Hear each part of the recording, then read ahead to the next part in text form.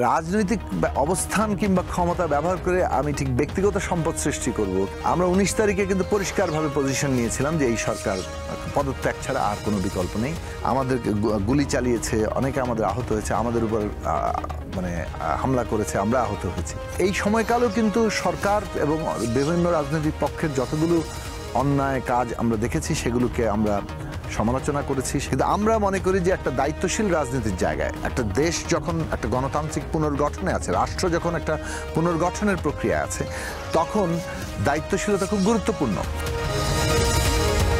আমার জানতে চাওয়া হচ্ছে, তো অনেকে অনেক কিছু বিসর্জন দিয়েছে, জোনায়েদ সাকি কি প্রস্তাব পেয়েছিল যেটা বিসর্জন দিয়ে সরকারে গেল না, থেকে গেল?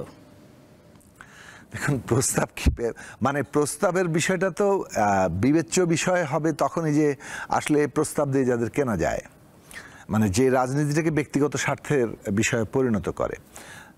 আমরা আমাদের রাজনীতিতে উদ্বুদ্ধই হয়েছিলাম যে এটা ঠিক ব্যক্তিগত স্বার্থ প্রতিপন্ন করার কোনো মাধ্যম না। ব্যক্তিগত স্বার্থ বলতে আমার ব্যক্তিগত প্রতিষ্ঠা কিংবা অর্থবিত্ত আয় করা, এইটা তো আরেকটা জীবনের যে কারোর পেশা হতে পারে। কিন্তু রাজনৈতিক কাজে আমরা এই উদ্দেশ্যে আসি নাই, কিংবা রাজনীতির মাধ্যমে এই ব্যক্তিগত স্বার্থ। এখন ধরুন, আপনি রাজনৈতিকভাবে কোনো একটা যদি কোনো একটা প্রতিষ্ঠানে কিংবা কোনো একটা পদে যান, একজন সংসদ সদস্য হন, একজন মন্ত্রী হন কিংবা প্রধানমন্ত্রী হন, তখন আপনার তো নিশ্চয়ই কিছু বেতন, অনারিয়াম ইত্যাদি সুযোগ সুবিধা আছে, সেটা সরকারিভাবে নির্ধারিত। কিন্তু রাজনৈতিক জায়গা থেকে কেউ যদি সার্বক্ষণিক হয়, তাহলে হয়তো পার্টি তাকে একটা অনারিয়াম দেয় তার জীবন ধারণের জন্য। কিন্তু রাজনৈতিক অবস্থান কিংবা ক্ষমতা ব্যবহার করে আমি ঠিক ব্যক্তিগত সম্পদ সৃষ্টি করব কিংবা কোনো একটা নিজের কোনো ব্যক্তিগত লক্ষ্য অর্জন করব, এইটা আমাদের রাজনীতিতে আসার যে প্রাথমিক প্রেরণা এবং আমাদের পুরো ওরিয়েন্টেশন তার সাথে সরাসরি সাংঘর্ষিক। ফলে এটার বিবেচনাই আমাদের মধ্যে কাজ করে নাই। তার মানে অনেক আদর্শিক নেতাকে কেনা গেল, জোনায়েদ সাকিকে কেনা যায়নি, যে কারণে জোনায়েদ সাকি সরকারের পার্ট হয়নি বিগত ফ্যাসিস্ট সরকারের। আরেকটা বিষয় হচ্ছে যে বিগত আমলে অনেক সাংবাদিক বা অনেক রাজনৈতিক ব্যক্তিবর্গ ছোট ছোট সরকারের বিরুদ্ধে উক্তি করার পরে গুম হয়ে গেছে, হারিয়ে গেছে। জোনায়েদ সাকি রাজপথে সবসময় কথা বলে গেছে, উঁচু গলায় কথা বলেছে, সমাবেশ করেছে সরকারের বিরুদ্ধে। কিন্তু জোনায়েদ সাকি কেন গুম হয়ে যায়নি বা জোনায়েদ সাকিকে কেন উঠিয়ে নিয়ে যাওয়া হয়নি? এর পেছনে কি সরকারের সাথে আলাদা কোনো আতাত ছিল জোনায়েদ সাকির? সেটা তো ওনারা জবাব দিতে পারবে, আমার পক্ষে জবাব দেওয়া তো খুব কঠিন।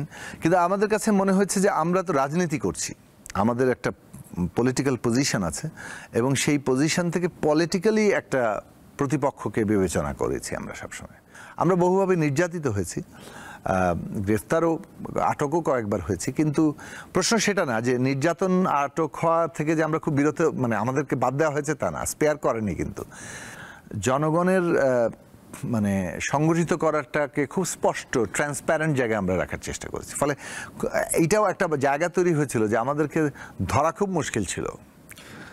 আমাদেরকে আপনি একেবারে গুম করে ফেলার জায়গাটাতে হয়তো বা যেতে পারতো। সেই পরিস্থিতি সর্বশেষ পর্যায়ে কিন্তু তৈরি হয়েছিল। আপনি হয়তো জানেন না যে 19শে জুলাই আমরা যখন 2024-এর অভ্যুত্থান চলাকালীন সময় এই আন্দোলনে 19 তারিখে আমরা যখন 18 তারিখের এই হত্যাযজ্ঞের পরে আমরা ওই দিনও বলেছিলাম, বাট 19 তারিখে আমরা সমাবেশ করে বললাম এই সরকারকে আর এটার পদত্যাগ ছাড়া আর এখানে আর কোনো, এক দফায় চলে গেলেন। কিন্তু আমরা তখনও পর্যন্ত ছাত্রদের যেহেতু ছাত্ররা তাদের আন্দোলন নেতৃত্ব দিচ্ছে এবং ছাত্ররা বলছিল তারা রাজনৈতিক কোনো দল কিংবা রাজনৈতিক আন্দোলনের লেজুন না, অর্থাৎ তারা ইন্ডিপেন্ডেন্টলি করছেন, সেই জায়গা থেকে আমরা আবার এটা চেষ্টা করিনি যে আমাদের রাজনীতিটা ছাত্র আন্দোলনের মধ্যে চাপিয়ে দিতে। কিন্তু আমরা এই জায়গায় চলে গিয়েছিলাম, যেহেতু এক দফার আন্দোলন আমরা আগে থেকেই করছি। আমরা 19 তারিখে কিন্তু পরিষ্কারভাবে পজিশন নিয়েছিলাম যে এই সরকার পদত্যাগ ছাড়া আর কোনো বিকল্প নেই, জনগণ ঘরে ফিরবে না। ওইখানে একটা লাইনে যুক্ত করি, ওই সমাবেশে আমাদের পুলিশ ব্যাপকভাবে হামলা করেছে। এইরকম একটি গণতান্ত্রিক সমাবেশে এত বিপুলভাবে আক্রমণ, একটা রাজনৈতিক দলের গণতন্ত্র মঞ্চের সমাবেশে আমাদের গুলি চালিয়েছে, অনেকে আমাদের আহত হয়েছে, আমাদের উপর হামলা করেছে, আমরা আহত হয়েছি। ওই সমাবেশ থেকে আমি হাসপাতালে গিয়েছি চিকিৎসা নিতে। সেইখানে কিন্তু একেবারেই সরকারি দলের সেই সময় যারা মনিটরিং সেল ছিল তাদের নির্দেশে ওই হাসপাতাল থেকে আপনার উপরে শারীরিকভাবেও হামলা করা কলেজ হাসপাতাল থেকে এই আওয়ামী লীগের গুন্ডা বাহিনী তারা আমাকে হাসপাতালের 3 তলা থেকে মানে তুলে নিয়ে আসে। তারা আমার সমস্ত কাপড় চোপড় ছিঁড়ে ফেলে এবং রাস্তায় তারা আমাকে ব্যাপক মানে যাকে বলে সকলে মিলে নির্যাতন করে এবং তারা আমাকে তুলে নিয়ে যেতে চেয়েছিল। তো সেই জায়গা থেকে জনগণের সহায়তায় আমি সেখানে কিছুটা মানে রক্ষা পেয়েছিলাম সেই দিন। জুলাইয়ের যে সরকার পতনের এক দফার ডাক, এটা আসলে কতটা বাস্তবসম্মত ছিল? আপনি সামনের সারিতে ছিলেন, অস্ত্রের মুখে রাজনীতি করেছেন, স্রোতের বিপরীতে রাজনীতি করেছেন। আপনারা কি কখনো কখনো ভেবেছিলেন যে হাসিনা আসলেই পালিয়ে যাবে? ঠিক পালিয়ে যাওয়ার বিষয়টি মানে এইভাবে না ভাবলেও আবার অনেক সময় বিবেচনায় এসেছিল, কারণ পালিয়ে যাওয়ার কথাটা কিন্তু উঠেছে এর আগে যখন তিনি বিদেশে চলে যাবেন আর ফিরবেন না, এইরকম একটা কথা উঠেছিল। তখন এসে তিনি 3 দিন আগে বললেন শেখ হাসিনা পালায় না, কিন্তু তার 3 দিন পরে শেষ পর্যন্ত পালাতে হলো। পরিস্থিতিটাই এই জায়গায় নিয়ে গিয়েছিল যে তার পক্ষে আর বাংলাদেশে থাকা তিনি নিজেও নিরাপদ মনে করতে পারেননি, তার যারা সহযোগীরা তারা নিরাপদ মনে করতে পারে নাই। ফলে এই যে একটা ব্যাপক হত্যাকাণ্ড চালানো, ন্যূনতম হুঁশ নাই যে ক্ষমতা রক্ষার জন্য জনগণকে এইভাবে মানে খুন করে আমাকে টিকে থাকতে হবে, এই যে সেইটাই তার এই পরিণতি ডেকে নিয়ে এসছে।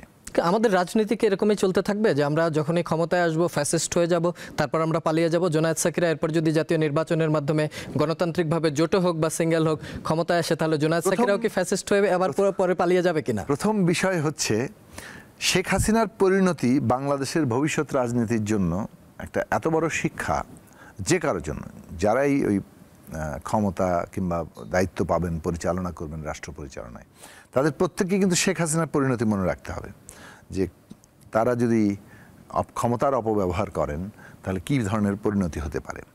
এটা একটা বিষয়। দুটো বিষয় যে শেখ হাসিনা একটা ব্যবস্থার সৃষ্টি, যেটা আমরা সবসময় বলে এসেছি যে 72 সালেই এই দেশে আমাদের যে ক্ষমতা কাঠামোটা তৈরি হয়েছে সাংবিধানিকভাবে, এই ক্ষমতা কাঠামোই স্বৈরতন্ত্র ফ্যাসিবাদের ভিত্তি। ফলে এইরকম একটা ক্ষমতা কাঠামো বদলাতে হবে, গণতান্ত্রিক ক্ষমতা কাঠামো তৈরি করতে হবে, যেটাকে আমরা নতুন বন্দোবস্তের কথা বলেছিলাম যে নতুন একটা রাজনৈতিক বন্দোবস্ত দরকার। কারণ পুরনো এই বন্দোবস্ত 54 বছর ধরে যে শাসন এবং যে অবস্থায় বাংলাদেশকে নিয়ে এসছে, এটা বাংলাদেশের জনগণকে বিভাজিত করে এখানে ক্ষমতা টিকিয়ে রাখে। এরা জনগণকে আর ঐক্যবদ্ধ রাখতে পারছে না। এরা লুটপাট, হত্যা, গুম, খুন এবং শেষ পর্যন্ত এই গণহত্যা চালিয়ে ক্ষমতায় থাকতে চায়। যার ফলে এইরকম বিশ্ব বাস্তবতায় এই বন্দোবস্ত নিয়ে আমরা চ্যালেঞ্জই মোকাবেলা করতে পারবো না, আমরা টিকে থাকাটাই মানে কঠিন হয়ে যাবে বাংলাদেশের পক্ষে। বাংলাদেশ এগোতে হলে আমাদের নতুন রাজনৈতিক বন্দোবস্ত দরকার, যেটা গণতান্ত্রিক, আবশ্যিকভাবে গণতান্ত্রিক এবং ইনক্লুসিভ, মানে আমাদের অন্তর্ভুক্তিমূলক একটা বাংলাদেশ তৈরি করতে হবে। এইটার কথা কিন্তু আমরা বিশেষভাবে 14 পর থেকে নানা ভাষায় বললো, 18 পর থেকে একেবারে আমি আজকে যে ভাষায় বললাম, আপনি প্রচুর আমার টক শো খুঁজে পাবেন, রাজনৈতিক বক্তৃতা খুঁজে পাবেন যেখানে আমরা এই ভাষায় কথা বলেছি। আমাদের জন্য এটা আনন্দের ব্যাপার যে গণ অভ্যুত্থান ছাত্র শ্রমিক জনতা তৈরি করলো, তারাও কিন্তু এই নতুন রাজনৈতিক বন্দোবস্তের ডাকটাই নিয়ে এসছেন। এখন এই বন্দোবস্ত তৈরির কাজ কিন্তু চলছে। আমরা বিদ্যমান ক্ষমতা কাঠামো বদলে একটা নতুন ক্ষমতা কাঠামো, গণতান্ত্রিক ক্ষমতা কাঠামো তৈরি করছি, গণতান্ত্রিক রাজনৈতিক বন্দোবস্ত তৈরি করার চেষ্টা করছি। সেইটা এবং তার প্রধান বিবেচনা এটা যাতে ফ্যাসিবাদ আর ফিরে না আসতে পারে, সেটা ব্যবস্থাগত দিক থেকে। এবং সেটা চর্চা করার জন্য তো রাজনৈতিক দলকেও সে উপযোগী হতে হবে। সেটা একটা বড় পরীক্ষার জায়গা সামনে, যে আমাদের নতুন ব্যবস্থা আমরা কতটা কার্যকর করতে পারি, আমাদের রাজনৈতিক দলগুলো কতটা তদনুযায়ী গণতান্ত্রিক হয়ে ওঠে। এবং সেইখানে এটার সবার উদাহরণটা আবারও বললাম যে শেখ হাসিনার পরিণতি সবার জন্য কিন্তু একটা শিক্ষা এবং বার্তা হিসেবে থাকবে, যে এটা যদি আমরা না করি তাহলে আমাদের পরিণতি কি হতে পারে। আর সবচেয়ে সবার আগে যে কোনো রাজনৈতিক কর্মীর কিংবা বাংলাদেশের প্রতিটি নাগরিকের ভাবা উচিত যে বাংলাদেশ আজকে যে অবস্থায় আছে যদি এগোতে হয় তাহলে আমাদেরকে এই গণতান্ত্রিক ব্যবস্থা এবং গণতান্ত্রিক একটা বন্দোবস্তেই যেতে হবে। 2024-এর জুলাই পর্যন্ত জোনায়েদ সাকির যে কণ্ঠস্বর ছিল, সেই কণ্ঠস্বর কি একটু নিশ্চুপ হয়ে গেছে? যদি নিশ্চুপ হয়ে গিয়ে থাকে তার কারণ কি? নাকি জোনায়েদ সাকিরা আবার বিএনপির সাথে লিয়াজো মেনটেন করে আগামীর রাজনীতিতে, আগামীর গণতান্ত্রিক প্রক্রিয়ার মধ্য দিয়ে ক্ষমতায় আসতে যাচ্ছে কিনা? দেখুন, 24-এর 5ই আগস্টের অভ্যুত্থানের পরেই খুব অল্প সময়ের মধ্যেই আমরা যে কথাটা বলেছিলাম যে আমাদের ফ্যাসিবাদী সরকারের পতন ঘটেছে, কিন্তু ফ্যাসিবাদী যে ব্যবস্থার উপরে তারা দাঁড়িয়েছিল সেটার পতন ঘটেনি। সেখানে আমাদেরকে একটা ব্যবস্থা বদলাতে হবে, নতুন বন্দোবস্ত করতে হবে, এবং সেটা কিন্তু ঐক্যবদ্ধভাবে করতে হবে। কোনো একটা একক দল এই অভ্যুত্থান মানে নেতৃত্ব দেয়নি, অথবা পুরোটা তাদের কর্তৃত্বের মধ্যে নেই। সেখানে ছাত্র শ্রমিক জনতা যেভাবে যুক্ত হয়েছে, সেখানে তো এটা একটা স্বতঃস্ফূর্ত একটা জায়গা। সেখানে তো দলগতভাবে কিছু হয় নাই। সেখান থেকে ছাত্রদের একটা অংশ দল গঠন করেছে, সেটা পরবর্তীকালের বিষয়। এখন যে পক্ষগুলো এখানে আছে এবং রাজনৈতিক পক্ষের বাইরে যে সাধারণ ছাত্র শ্রমিক জনতা আছে, আমরা তো একটা কালেকটিভ জায়গা থেকে এই লড়াইটা হয়েছে। এই কালেকটিভ জায়গাটা রক্ষা করা দরকার। ফলে আমরা বলেছি যে এই মুহূর্তে একটা ন্যূনতম জাতীয় ঐকমত্য, আমাদের ঐকমত্য রাখতে হবে। এই ন্যূনতম জাতীয় ঐকমত্য না থাকলে আমাদের পক্ষে এই যে একটা ডেমোক্রেটিক ট্রানজিশন, একটা উত্তরণ, এইটা আমরা বাধাগ্রস্ত হতে পারে। আমাদের মধ্যেকার বিভেদ ফ্যাসিবাদী পতিত ফ্যাসিস্ট শক্তিকে, তাদের বিদেশি মুরব্বীরা, তারা এই সুযোগগুলো গ্রহণ করতে পারে। ফলে আমাদের ঐক্যবদ্ধরা, আমাদের পার্থক্য কিছু তো আছে, ফলে বিরোধও আছে, বিরোধ মাঝে মাঝে বেরিয়ে যাচ্ছে, এবং অনেক দল সচেতন না, এবং তাদের মাঝে মাঝেই তারা এমন বিরোধ সৃষ্টি করে, রাজনীতির অনিশ্চয়তা তৈরি হয়ে যাচ্ছে কিন্তু, এবং মনে হচ্ছে যে একটা অনিশ্চিত পরিস্থিতির দিকে আমরা হাঁটছি। আপনারা গত কয়েক মাসের মধ্যে এটা কয়েকবার এই প্রশ্নটা উঠেছে, এবং আমরা এই গণসংহতি আন্দোলনের পক্ষ থেকে বারবার এই কথাটা বলেছি, ন্যূনতম জাতীয় ঐকমত্য রক্ষা করতে হবে। কারণ আমরা একটা উত্তরণ পর্বে আছি। সেই উত্তরণ পর্বে 5ই আগস্ট পর্যন্ত আমরা বলবো যে আমরা একটা জাতীয় সনদ করতে চাচ্ছি, যে জাতীয় সনদের ন্যূনতম কিশোর সংস্কারে আমরা ঐকমত্য হলাম, সেটা ঠিক হবে। দ্বিমতগুলো নিয়ে আমরা জনগণের কাছে যাব। ডেফিনেটলি এই সময়কালেও কিন্তু সরকার এবং বিভিন্ন রাজনৈতিক পক্ষের যতগুলো অন্যায় কাজ আমরা দেখেছি, সেগুলোকে আমরা সমালোচনা করেছি, সেগুলো আমরা মানে নানাভাবে তার বিরোধিতা করেছি, নিন্দা জানিয়েছি, কোথাও কোথাও এমনকি রাজনৈতিক সভা সমাবেশ করে সেগুলোর প্রতিবাদ জানিয়েছি। কিন্তু মূলত ঐক্যের জায়গাটাকে আমরা রক্ষা করতে চেয়েছি।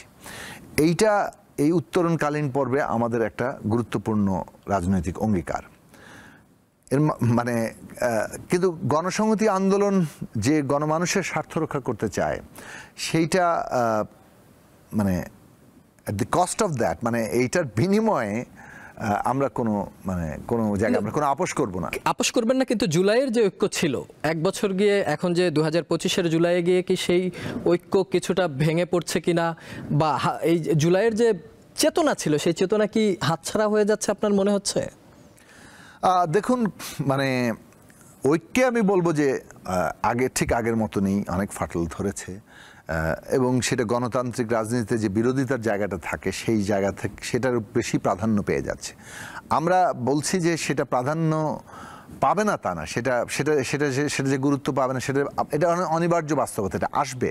কিন্তু আমাদের সচেতনভাবে ঐক্য রক্ষা করতে হবে, অন্তত পক্ষে একটা ন্যূনতম মানে জাতীয় সমঝোতা কিংবা কনসেনসাস, সেইটা আসা পর্যন্ত। এবং সেটার সময়সীমাও ঠিক করা হয়েছে। 5ই আগস্টের মধ্যে আমরা একটা জাতীয় সনদ ঘোষণা করতে চাই, যেখানে আমাদের ন্যূনতম কনসেনসাস আছে। যেই নির্বাচনে ক্ষমতায় আসুক, যে সংসদই গঠিত হোক, মানে জনপ্রতিনিধিরা এই কনসেনসাস বাস্তবায়ন করবে, এটা কিন্তু অঙ্গীকার হবে। ফলে অতটুকু মিনিমাম অ্যাচিভমেন্টের উপর দাঁড়িয়ে ডেমোক্রেটিক পলিটিক্সে যে বিরোধিতার জায়গাগুলো থাকে, সমালোচনার জায়গাগুলো থাকে, একে অপরের বিরুদ্ধে এমনকি লড়াই থাকে, সেইগুলো অনিবার্যভাবে আসবে, এবং আমরাও আমাদের ভূমিকার জায়গাটা স্পষ্ট করব। কিন্তু আমরা মনে করি যে একটা দায়িত্বশীল রাজনীতির জায়গায়, একটা দেশ যখন একটা গণতান্ত্রিক পুনর্গঠনে আছে, রাষ্ট্র যখন একটা পুনর্গঠনের প্রক্রিয়া আছে, তখন দায়িত্বশীলতা খুব গুরুত্বপূর্ণ। মানে বাংলাদেশের স্বার্থ, জনগণের স্বার্থ, এইটাকে প্রায়োরিটি দিয়ে পলিটিক্স করতে গেলে অবশ্যই এই মুহূর্তে ন্যূনতম জাতীয় ঐক্যের রক্ষা করাটা আপনার প্রধান হওয়া উচিত।